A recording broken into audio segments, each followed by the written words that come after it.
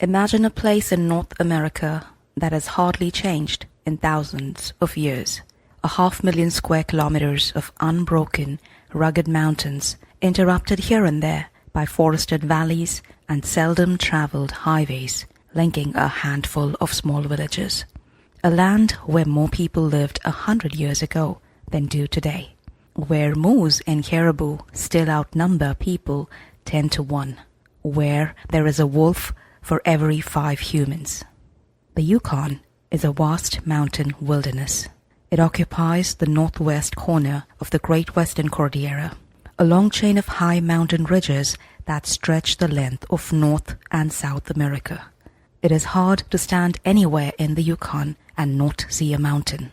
There are dozens of ranges: the Barn and British Mountains in the far north, the Ruby Range and St. Elias Mountains to the west, the Coast and Cassia Mountain to the south, and the great backbone of the Selwyn Mountains, forming the east boundary of the territory. In between, there are many more mountain ranges, big and small. To the casual eye, the mountains are rock and snow, an impossible place for animals to live. But if we look closer, we find even the highest plateaus, ridges, and slopes support vegetation. There is plant life, and animal food is everywhere on the mountain.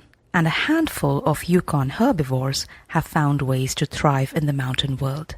Moose, caribou, and Dole's sheep migrate up and down the slopes in search of seasonal food, cover, insect relief, escape to rain, water, breeding and birthing areas, and other features they need to survive. The mountain supports diverse mammal life, and wolves have learned how to hunt it. There are 5,000 wolves in the Yukon, and they live virtually everywhere. They roam the Yukon North Slope following caribou. They cross the highest glaciers of Kluane, hunting Dole's sheep and mountain goat, and they work the forested river plateaus preying on moose. The Yukon wolf is a mountain wolf. I can't think of a wolf pack home range that does not include a mountain range. Although the mountains seem impassable to us, the rugged mountain terrain actually makes travel easy for the wolves. Using wind-blown ridges and slopes, wolves can move quickly across their territories in all seasons, even in the deepest part of the winter. Yukon wolves have learned where, when, and how to hunt and kill mountain prey. Part 2. Understanding. Chapter title: Cordillera. In the book Wolves of the Yukon by Bob Hayes. I was very, very grateful when the author gave me permission to use his book. He's like, don't worry, you can go ahead and use it, and I'm happy if it helps your project. And I was like, oh, thank you, Bob Hayes.